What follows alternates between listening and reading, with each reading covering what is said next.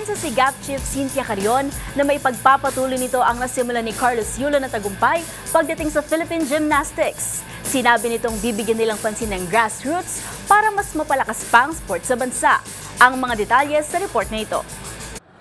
Pagpapalakas ng grassroots para makalikha ng mas marami pang Carlos Yulo. Yan ang target ni Gymnastics Association of the Philippines Chief Cynthia Carrion para sa mga atletang nais sundan ng yapak ng Filipino gymnast at two-time Olympic gold medalist. Grassroots is very, very important, and he started right now in the grassroots program. I have 100 little boys that want to be like Carlos Yulo, and really so. And fortunately, Japan gave us some beautiful equipment free. So I had another gym for the grassroots alone because the Intramuros gym is for the elite athletes. So I don't want to mix them. But of course, they also want to see Carlos, they want to see how he's training, and they want to copy him.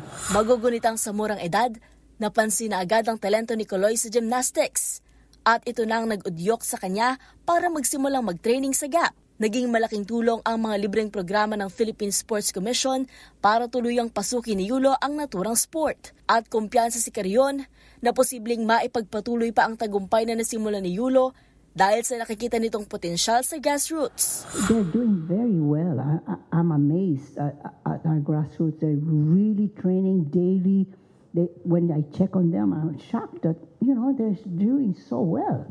So don't worry. I think we're going to continue this program very well as long as we have funding.